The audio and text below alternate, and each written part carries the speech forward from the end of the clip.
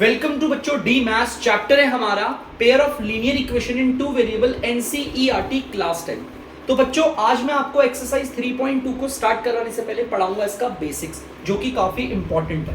मैंने आपके सामने यहाँ पर 3 ग्राफ बना दिए हैं। अब जैसा मैंने आपको बताया था, अगर दोनों इक्वेशंस को लीनियर इक्वेशन टू वेरिएबल्स मतलब हमारी जो दोनों इक्वेशंस होगी, अगर हम उसे एक ही ग्राफ पे दिखाएं, देखो मैं बार बार दिखा रहा हूं, देखो दोनों इक्वेशन, जैसे देखो ये मेरी पहली इक्वेशन का ग्राफ, ये मेरी पहली इक्वेशन है, ठीक है, और ये रही मेरी दूसरी इक्वेशन। उस दूसरी इक्वेशन को हम दूसरे मार्कर से, ठीक है, यहां पर मैंने दोनों इक्वेशंस को ग्राफ पे रिप्रेजेंट कर दिया।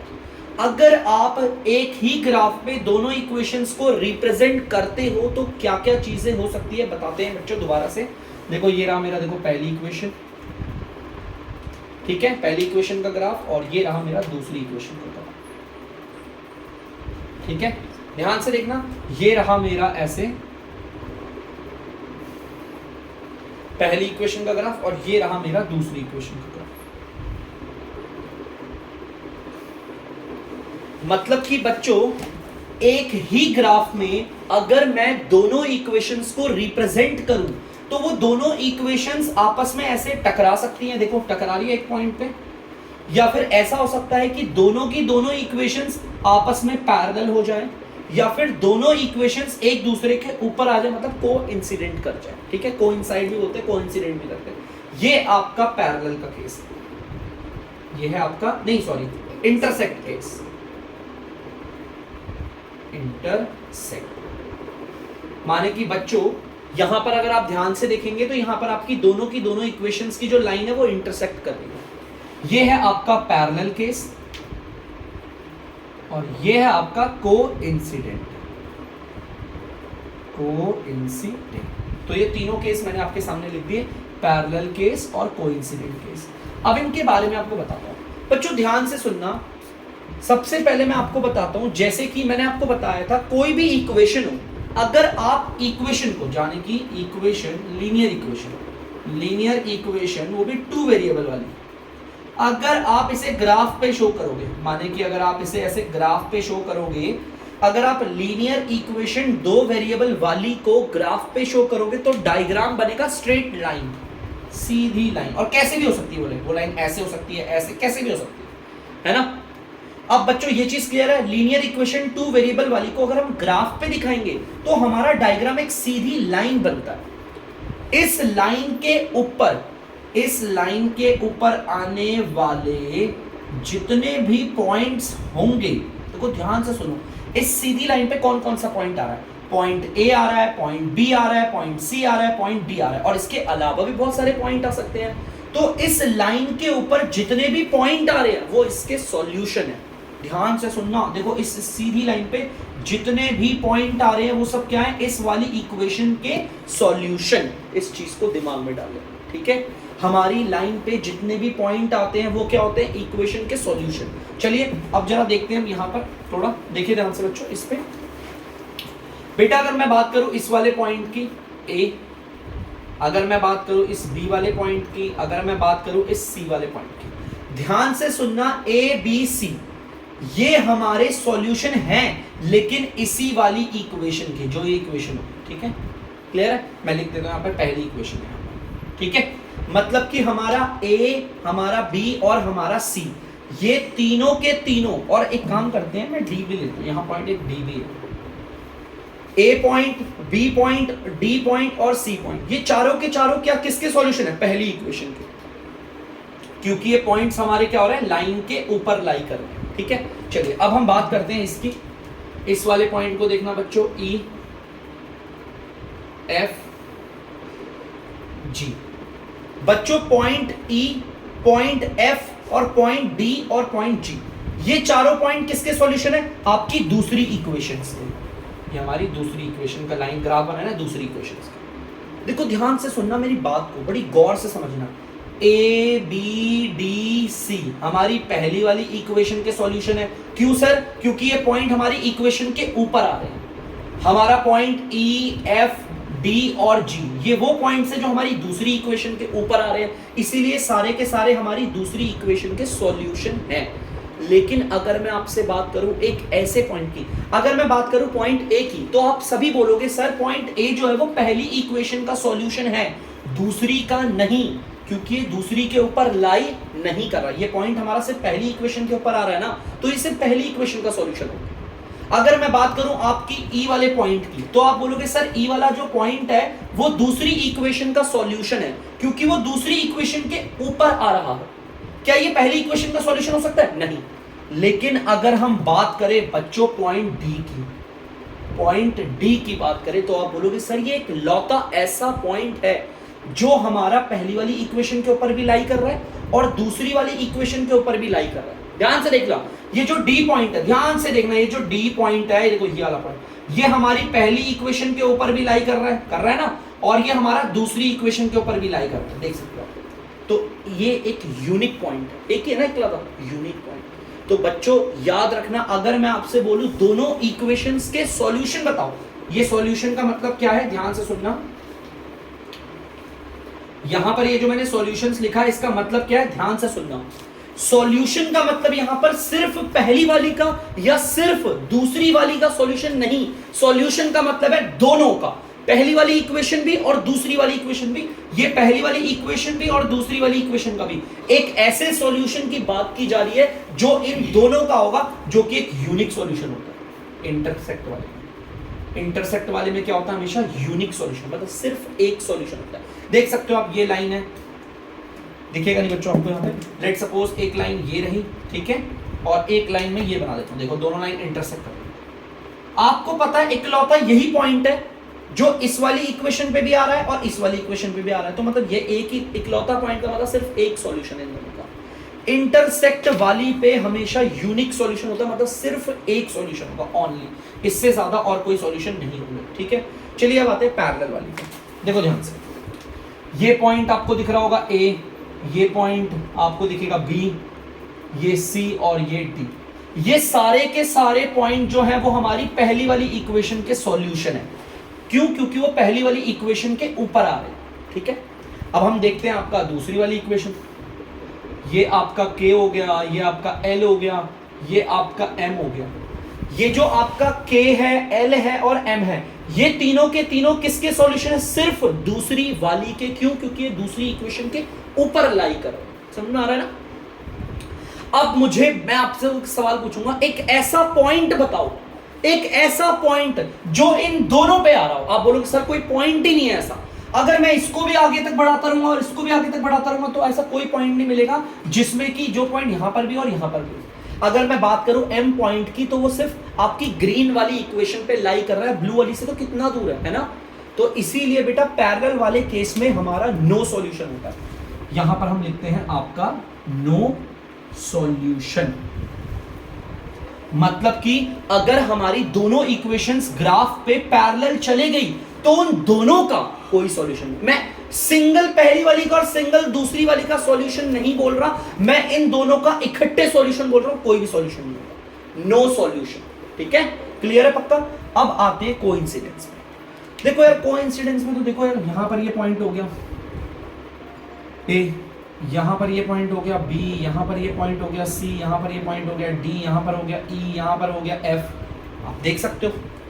अब मैं यहां पर इन सारे पॉइंट्स की बात करूं, ए point, B, C, D, E, F. आप बोलोगे सर ये वो पॉइंट है जो पहली वाली इक्वेशन पे तो लाई कर ही रहे हैं, इसके अलावा वो दूसरी इक्वेशन के ऊपर भी आ रहे हैं, है ना। आप देख सकते हो ये point A, B, C, D, E, F और कितने सारे पॉइंट हो सकते हैं। तो मैंने सिर्फ इतने लगा के यार, और इनफिनिट अनगिनत पॉइंट हो सकते हैं। ये सारे के सारे पॉइंट दोनों इक्वेशंस के ऊपर आ रहे हैं, इसका मतलब है इसके तो ढेर सॉल्यूशन हो गए। यहां पर बताओ कितने ऐसे पॉइंट है जो दोनों इक्वेशंस पे लाई कर रहे हैं? सिर्फ ए। यहां पर कितने ऐसे पॉइंट है जो दोनों पे लाई कर रहे हैं? आप बोलोगे सर कोई पॉइंट ही नहीं है, इसलिए नो सॉल्यूशन।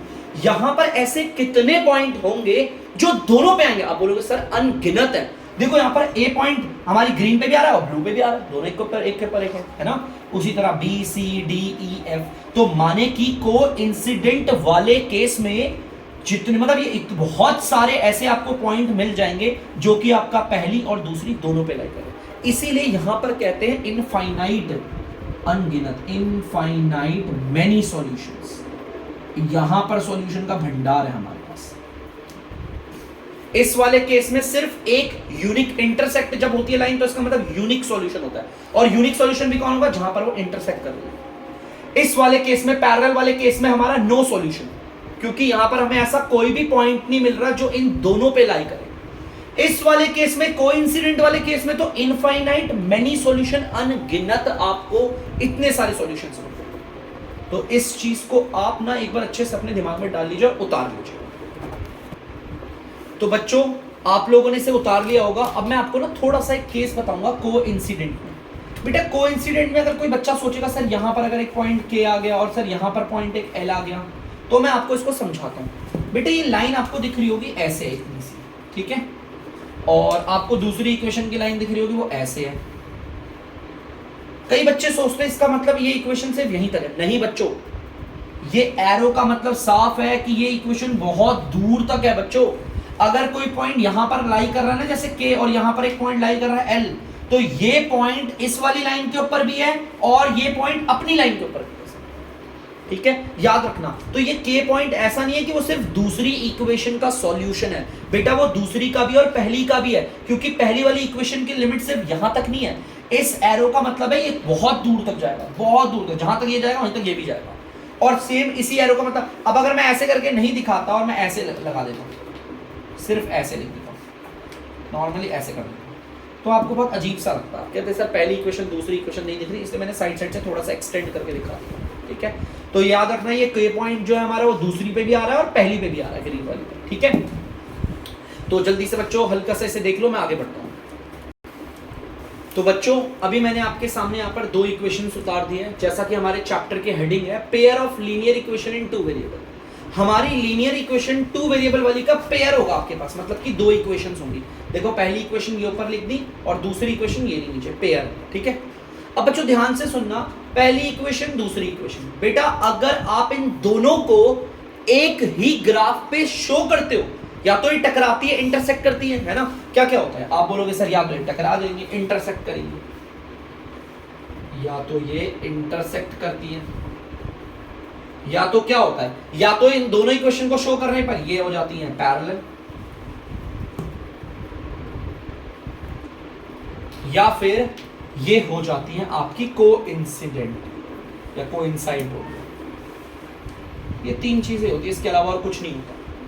या तो दोनों इक्वेशंस टकराएंगी, या तो पैरेलल जाएंगे, या तो एक के ऊपर एक आ जाएगी। कोइंसाइड का मतलब ये है। ठीक है, अब इन तीनों में ना हमें कुछ चीजें पता चलती है। देखो जैसे इंटरसेक्ट वाले में क्या, A1 अपॉन में A2 is not equal to B1 upon में B2।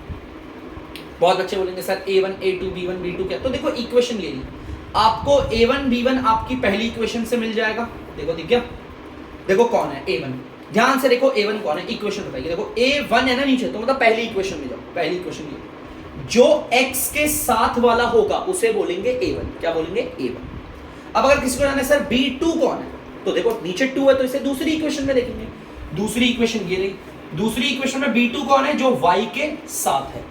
दूसरी इक्वेशन में जो y के साथ है उसे बोलेंगे B2। ये इनकी रेशियो कभी इक्वल नहीं होगी, ये याद रखनी है चीजें, बेसिक्स की बहुत काम आएगी आपको। ठीक है, अब देखते हैं जरा आगे। जैसे कि आपका, मैं कोइंसाइड की बात कर लेता हूं, इसमें आपका A1 अपॉन में A2, B1 अपॉन में B2 और C1 अपॉन में C2, ये तीनों बराबर होते हैं, इनकी रेशियो। पैरेलल वाले में क्या होता है आपका, A1 अपॉन में A2 नॉट इक्वल, नहीं ये तो इक्वल ही होगा, B1 अपॉन में B2 not equal to C1 upon में C2। ये है आपका इंटरसेक्ट, ये है आपका कोइंसाइड, और ये है आपका पैरेलल वाला केस। और ये रेशियोज किसकी है, रेशियोज जो बता रखे ना, ये रेशियो, इसमें सबकी रेशियोज बराबर होती है। इसमें A1 A2 और B1 B2 की रेशियो नॉट इक्वल होती है। यहां देखो A1 A2 B1 B2 की रेशियो बराबर होगी, लेकिन B1 B2 C1 C2 की रेशियो नॉट इक्वल होगी। ये आपको लर्न करना है बच्चों, जो मैंने अभी तक भी आपको बेसिक्स पढ़ाया है वो आपको लर्न करना ही करना होगा।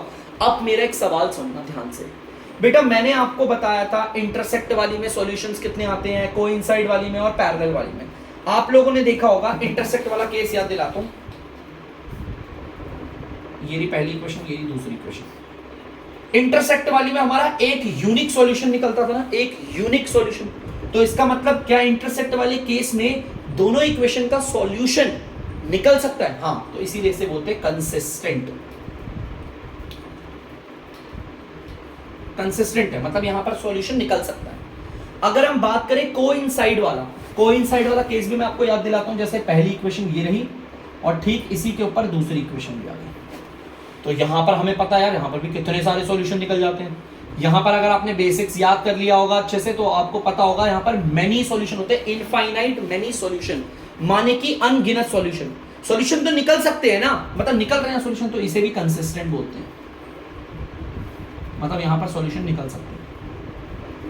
अब अगर हम बात करें पैरेलल की, तो पैरेलल वाला केस ऐसा होता है, पहली इक्वेशन ये रही आपकी और दूसरी इक्वेशन ये रही। क्या कोई पॉइंट ऐसा दिख रहा है जो दोनों पे आ रहा है? नहीं, तो यहां पर कोई सॉल्यूशन होता है? बिल्कुल भी नहीं। दोनों इक्वेशंस का कोई सॉल्यूशन नहीं होता, इसीलिए इसको बोलते हैं इनकंसिस्टेंट वाला केस। इनकंसिस्टेंट माने कि कंसिस्टेंट हम उसे कहते हैं उस केस को जहां पर हमारे सॉल्यूशंस हो, चाहे एक हो चाहे बहुत सारे हो, और जहां पर कोई सॉल्यूशन नहीं होता उसे इनकंसिस्टेंट कहते हैं। और बस बच्चों इतना सा ही टॉपिक है जो मैंने आपको पढ़ाया कि भैया अगर ये इंटरसेक्ट करते हैं तो एक सॉल्यूशन, कोइंसाइड करते तो इनफाइनाइट मेनी सॉल्यूशन, और अगर एक दूसरे से अलग अलग पैरेलल है तो एक भी सॉल्यूशन नहीं होगा। जहां पर सॉल्यूशन मिलते हैं उन्हें कंसिस्टेंट कहते हैं और जहां पर नहीं मिलते उसे अनकंसिस्टेंट। रेशियोज कहां पर कैसी होती है बस आपको ये लर्न करना है। आप 3.2 के लिए कंप्लीट तैयार हो, आराम से कर सकते हो। तो पहले तो बच्चों जल्दी से इस वीडियो को कीजिए पॉज, और ये जितनी भी, तो बच्चों हम आ गए हैं एक्सरसाइज 3.2 के पहले क्वेश्चन पे। देखिए बच्चे क्वेश्चन नंबर 1 नहीं उतारा मैंने, सीधा उसका फर्स्ट पार्ट उतारा है, लेकिन क्वेश्चन नंबर 1 कह क्या रहा है मैं आपको वो बताऊंगा। क्वेश्चन नंबर 1 में बोला है आपको यहां से इस पूरी सिचुएशन को पढ़ के इक्वेशंस को बनाना है। ध्यान से सुनना, क्वेश्चन नंबर 1 क्या कह रहा है, आपको अपनी इस पूरी सिचुएशंस को पढ़कर इक्वेशंस को फॉर्म करना है। और कितनी इक्वेशन बनेगी भाई, चैप्टर बता रहा है पेयर मतलब 2 इक्वेशंस बनेगी, सिंपल, ठीक है। उसके बाद इसे ग्राफ पे भी शो करना है और वहां से उसका सॉल्यूशन निकालना है। आसान है, ग्राफ पे निकाल के इसका सॉल्यूशन निकालना, ठीक है। तो चलिए काम करते हैं। वैसे तो ग्राफ पे इसका सॉल्यूशन मैं इस बोर्ड पे तो नहीं देख पाऊंगा आपके लिए बच्चों, क्योंकि बोर्ड पे मेरे पे स्केल का एक्यूरेट मेजरमेंट नहीं है जिससे मैं एकदम एग्जैक्टली निकाल पाऊँ, ठीक है। तो चलिए हम फिलहाल इससे इक्वेशंस बनाएंगे सर, ठीक है। तो चलिए पूरी सिचुएशंस को पढ़ते हैं। क्या कह रहा है, 10 students of class 10th took part in maths quiz. बेटा क्लास 10वीं में बहुत सारे बच्चे हैं, हालांकि बहुत सारे बच्चे हैं, लेकिन मैथ्स के क्विज में जिसमें मैथ्स के सवाल पूछे आते हैं उसमें सिर्फ 10 बच्चों ने ही भाग लिया है। तो मतलब कि टोटल स्टूडेंट पार्टिसिपेटेड, जो हमें पता चला है टोटल स्टूडेंट पार्टिसिपेटेड आप लिख लेना इन मैथ्स क्विज, आप चाहो तो लिख लेना। टोटल कितने बच्चों ने भाग लिया है, तो हमें पता है 10 बच्चों ने भाग लिया। भले मैथ्स में भाई क्लास 10वीं क्लास में बहुत सारे बच्चे हों, लेकिन मैथ्स क्विज में सिर्फ 10 बच्चों की हिम्मत थी कि भैया हम पार्टिसिपेट करें। आगे, if the number of girls is 4 more than the number of boys. अब वो कह रहा है भाई 10 बच्चों ने पार्टिसिपेट किया, इसमें कुछ लड़कियां भी होंगी कुछ लड़के भी होंगे। वो कह रहा है जो लड़कियां हैं ना वो 4 ज्यादा हैं लड़कों से। मतलब मान लो अगर लड़के हैं 4 तो लड़कियां होंगी 8। देखो बोला है लड़कियां कितनी होंगी, 4 ज्यादा होंगी किससे, लड़कों से। हमें तो पता ही नहीं लड़के कितने हैं। यहां से लेकर देखो ध्यान से, यहां से लेकर इस वाली लाइन को अगर पढ़ोगे तो आप भी यही बोलोगे, कहोगे कि जो टोटल लड़कियां हैं, हमारी टोटल जो लड़कियां वो 4 ज्यादा होंगी लड़कों से, लेकिन लड़के कितने हैं, इन 10 बच्चों में लड़के कितने हमें पता ही नहीं है। तो let number of boys participated, हमने मान लिया कितने बच्चों ने पार्टिसिपेट किया होगा, लड़कों ने x, मान लेते हैं x, और लेट नंबर ऑफ गर्ल्स, हमारी गर्ल्स कितनी है पार्टिसिपेट जिन्होंने करा है, हमने गर्ल्स को ले लिया y। हमारे 2 वेरिएबल तो लेने ही लेने हमें, है ना। हमारे लड़कों की संख्या को हमने मान लिया x और लड़कियों की संख्या को हमने मान लिया y। बस हमारे को इतनी प्रॉब्लम दे रखी है, इससे हमें 2 इक्वेशन बनाना, बड़ा दिमाग लड़ाना। टोटल कितने बच्चों ने भाग लिया है, 10। इसमें लड़के भी हैं और लड़कियां भी हैं। अगर मैं आपसे सवाल पूछूं सिर्फ लड़के कितने हैं जिन्होंने भाग लिया, आप बोलोगे सर लड़के हैं x लड़कों ने भाग लिया है। अगर मैं आपसे पूछूं कि टोटल कितनी लड़कियों ने भाग लिया है तो आप बोलोगे सर y लड़कियों। एक बात बताओ, पहली क्वेश्चन देखो, नंबर ऑफ बॉयज जिन्होंने पार्टिसिपेट किया, वो लड़के जिन्होंने पार्टिसिपेट किया है, और नंबर ऑफ गर्ल्स। अब देखो आपको पता है यहां पर आएगा टोटल पार्टिसिपेंट। मैं आपको इसका मतलब भी बता देता हूं। नंबर ऑफ बॉयज मतलब यहां पर टोटल जितने भी लड़कों ने पार्टिसिपेट किया, टोटल जितनी भी लड़कियों ने पार्टिसिपेट किया। अगर मैं इन्हें जोड़ूं तो टोटल पार्टिसिपेंट आ जाएंगे जिन्होंने भाग लिया। भाई एक तरफ वो लड़के जिन्होंने भाग लिया और एक तरफ वो लड़कियां जिन्होंने भाग लिया, अगर इन्हें जोड़ूंगा तो टोटल पार्टिसिपेंट आ जाएंगे ना, मतलब जितने लोगों ने भाग लिया होगा। लड़के कितने जिन्होंने भाग लिया, x प्लस आ गया। कितनी लड़कियां हैं जिन्होंने भाग लिया, y लड़कियों ने भाग लिया, इक्वल टोटल कितने बच्चों ने भाग लिया, 10। ये बन गई हमारी बच्चों पहली इक्वेशन। देखो बड़ी सिंपल है, x हमारे लड़के लड़कियां, इन्हें जोड़ोगे तो 10 आएंगे क्योंकि टोटल पार्टिसिपेंट तो 10 ही थे ना। तो यहां पर हमारी बन गई सिंपल पहली इक्वेशन। ठीक है, लो पहली इक्वेशन को तो फॉर्म किया, अब दूसरी को डिस्कस करते हैं। देखिए एक बात बताओ, number of girls, boys, number of boys लेता हूं और नंबर ऑफ गर्ल्स, क्या ये बराबर है? बिल्कुल भी नहीं। आप लोगों ने देखा होगा यहां पर बोला था कि लड़के और लड़कियां, एक तरफ लड़कों ने भाग लिया था और लड़कियों ने भाग लिया था, क्या ये बराबर थे? नहीं। हमें क्वेश्चन ने क्या बोला था? क्वेश्चन ने बोला था, चलो मान लेते हैं बच्चों, ये हमारा ब्लू मार्कर जो है, देखो ध्यान, ब्लू मार्कर हमारा लड़कों के लिए, ठीक है, और ये रेड वाला मार्कर हमारा लड़कियों के लिए। लड़कियां ज्यादा है, बताया था ना मैंने आपको, देखो लिखा है क्वेश्चन में, लड़कियां ज्यादा है। और कितनी ज्यादा है? 4 ज्यादा है। लड़कियां कितनी ज्यादा है? 4 ज्यादा है। अगर देखो ध्यान से, ग्राफ कुछ ऐसा है, ध्यान से देखना बच्चों, ऐसा है। अगर इन्हें बराबर करना है तो या तो मुझे लड़कों को ऊपर बढ़ाना पड़ेगा तो बराबर हो जाएंगे, या तो मुझे लड़कियों को कम करना पड़ेगा भाई, तभी तो इक्वेशन मैच करेगी। यहां पर देखो जो लड़कियां हैं वो लड़कों से ज्यादा है ना, तो इसने मैंने लड़कियों को ऊपर रखा है और लड़कों को नीचे रखा है। अगर मुझे इक्वेशन को बनाना है, बढ़ाना है, एकदम बराबर बनाना है, इक्वेशन तब बनती है जब बराबर चीजें हो, या तो लड़कों को बढ़ा दूं या तो लड़कियों को कम कर दूं। देखो दो केस है, या तो मैं लड़कों को बढ़ा रहा हूं, देखो ध्यान से, लड़के बढ़ के बराबर हो गया, या तो फिर मैं क्या कर सकता हूं दूसरे केस में, लड़कियों को कम। तो कुछ भी कर सकते हो बच्चों आप। तो मैं कह रहा हूं, मैं यहां पर एक काम कर देता हूं, मैंने लड़कियों में से 4 कम कर दिए। अगर मैं लड़कियों में से 4 कम कर दूं फिर ये बराबर हो जाएंगे। आप देख सकते हो लड़कियों में 4 कम करके दिखाता हूं, देखो ये एक तरफ लड़के और ये एक लड़कियां। लड़कियों में अगर मैं 4 कम करूंगा, लड़कियां नीचे आएंगी, देखो बन गया ना बराबर। या एक और चीज क्या कर सकता था, मैं यहाँ पे 4 जोड़ सकता था। ठीक है, तो यहां पर ये दूसरी इक्वेशन देखो कैसे बनेगी। लड़के हमारे पास कितने हैं, x इक्वल, लड़कियां कितनी है हमारे पास, y माइनस 4। ये जो इधर देखो वेरिएबल वालों को एक तरफ कर लो, ये जो यहां पर प्लस का y है इधर आके किसका हो जाएगा, माइनस का y, और यहां पर आ जाएगा माइनस का 4। ये बन गई हमारी दूसरी इक्वेशन। ध्यान से देखना, ये रही पहली इक्वेशन और ये रही दूसरी इक्वेशन। बड़ी सिंपल सिंपल सी बन गई है दोनों की दोनों इक्वेशंस।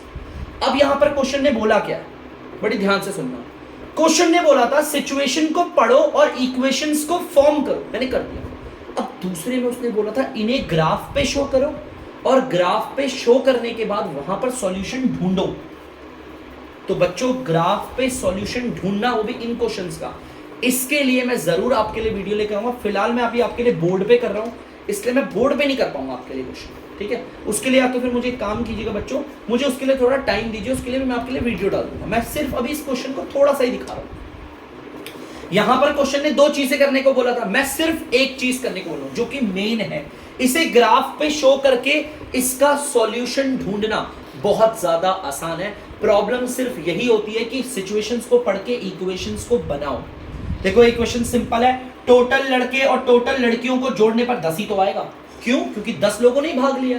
और यहां पर देखो लड़के और लड़कियां बराबर थी, बिल्कुल भी नहीं, लड़कियां ज्यादा थी ना। आप लोगों ने देखा था, मैंने आपको मार्कर्स के जरिए समझाया था, है ना। लड़कियां आपकी ज्यादा थी तो लड़कियों को हमने कम करा 4, तो देखो बराबर हो गए। इसलिए मैंने लड़कियों में से क्या करा, 4 कम कर दिया, तो ये बराबर हो गए। ठीक है, तो यहां पर बच्चों इक्वेशंस फॉर्म हो गई है। प्लीज आप जल्दी से वीडियो को यहां पर रोक कर स्क्रीनशॉट लेकर आप इसे बहुत अच्छे से पढ़िएगा, तब जाकर इक्वेशंस को बनेगा। बहुत सारी वर्ड प्रॉब्लम करने के बाद आपको भी अपने आप नॉलेज हो जाएगी कैसे वर्ड प्रॉब्लम्स को सॉल्व करना है और उनसे इक्वेशंस कैसे बनानी है। इसके अगला वाला जो क्वेश्चन होगा वो आप सबको पहले से ही आता है, थोड़ा बहुत आप में से जिन लोगों ने पुरानी वीडियोस देखी है उन लोगों को लगेगा हाँ ये वर्ड प्रॉब्लम थोड़ी सिमिलर है पुराने वाले क्वेश्चंस की तरह। ठीक है, जल्दी से इसे उतार लीजिए बच्चों।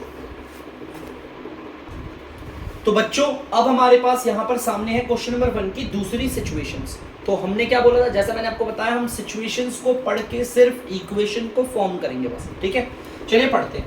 5 pencils and 7 pens together cost ₹40। मतलब कि 5 पेंसिल्स की कीमत और 7 पेन की कीमत, दोनों की इकट्ठे कीमत जो है 50 रुपए। 50 रुपए के अंदर में हमारी 5 पेंसिल और 7 पेन आ रहे हैं। सही है, बहुत बढ़िया। ठीक है, आगे देखते हैं। Where as 7 pencil and 5 pen, अगर आप 7 पेंसिल और 5 पेन लोगे तो उनकी टुगेदर कीमत कितनी है, उन दोनों की जोड़ की कीमत 46। ठीक है, चलिए काम करते हैं। सबसे पहले ले लेते हैं लेट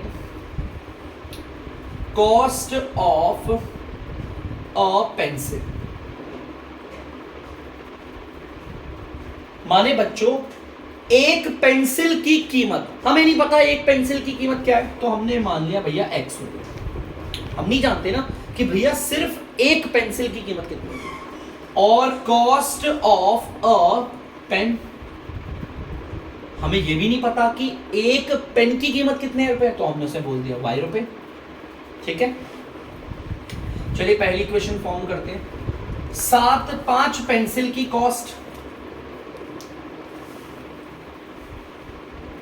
और 7 पेन की कीमत, 5 पेंसिल की कीमत और बच्चों 7 पेन की कीमत को अगर हम जोड़ें तो कितने रुपए आएगा, 50 रुपीज। छोड़ रुपए हटा दो, 50। ठीक है, ये ऐसा क्वेश्चन कह रहा है, मैं नहीं कह रहा। अगर एक पेंसिल X की है तो 5 पेंसिल कितने की होगी, 5X। सिंपल, प्लस की जगह प्लस। अगर एक पेन Y रुपए का है तो 7 पेन कितने के होंगे, 7Y। ये भी सिंपल, इक्वल की जगह इक्वल 50। ये बन गई बच्चों आपकी पहली इक्वेशन। देखो कितनी सिंपल है, बन गई, कितना आसान है। अब चलिए दूसरी इक्वेशन पे आते हैं। अब दूसरी इक्वेशन देख ली मैंने, देखो 7 पेंसिल की कीमत, 7 पेंसिल कॉस्ट प्लस 5 पेन की कीमत।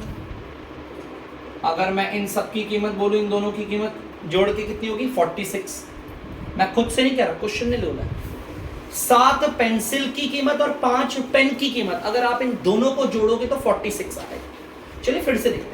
अगर एक पेंसिल हमारी X रुपए की है तो 7 पेंसिल कितने की होगी, 7X। प्लस की जगह प्लस आ गया। अगर एक पेन आपका Y रुपए का है तो 5 पेन कितने होंगे, 5Y। ये बन गई बच्चों आपकी दूसरी इक्वेशन। तो बच्चों जैसा मैंने आपको बताया था, सिचुएशंस को पढ़ना है और आपको उससे 2 इक्वेशंस को फॉर्म करना है। 2 से ज्यादा इक्वेशंस नहीं आएंगी, क्योंकि चैप्टर का नाम से आप पढ़ सकते हो, pair of linear equation in 2 variable. Linear equation 2 variable वाले के पेयर, मतलब सिर्फ 2 इक्वेशंस। तो यहां पर आपकी 2 इक्वेशंस बन गई। अब क्वेश्चन कंप्लीट पता क्या कहता है, कहता है इन्हें ग्राफ पे शो करो, और ग्राफ पे शो करने के बाद ग्राफ पे ही इसका आंसर निकाल के दिखाओ। तो बच्चों जो मैं अगली वीडियो बनाऊंगा ना आपके लिए, डालूंगा इसमें बिल्कुल एक वीडियो, तो उसमें मैं ऐसे क्वेश्चंस आपके सारे करवा दूंगा। ठीक है, ये इक्वेशंस बनी पड़ी हमारी, उसमें से मैं आपके सारे क्वेश्चन इसके आगे के उसमें करवा दूंगा, क्योंकि बोर्ड पे एक्यूरेट मेजरमेंट लेने के लिए मेरे पे स्केल है और एक्यूरेट मेजरमेंट भी नहीं ले पाऊंगा, इस वजह से गलती हो जाएगी। दैट्स व्हाई मैं आपको कर रहा हूं, मैं आपको इसमें करके नहीं दिखाऊंगा। उसके लिए मैं आपके लिए एक अलग से वीडियो ले आऊंगा जिसमें मैं कॉपी पे शूट करके उसे अच्छे से आपको नीट एंड क्लीन दिखाऊंगा। ठीक है, जिससे आप में से किसी को कोई दिक्कत ना हो। ठीक है बच्चों, तो फिलहाल इसे उतार लीजिए। तो बच्चों आई होप आपने इसे उतार लिया होगा। अब मैं करता हूं बच्चों वीडियो का एंड। अब हम नेक्स्ट वीडियो में मिलेंगे आपको आगे वाले क्वेश्चनों के साथ। तब तक के लिए अगर आपको डीमैथ्स की वीडियो पसंद आ रही है तो वीडियो को लाइक करें, शेयर करें और चैनल को सब्सक्राइब करें। बाय।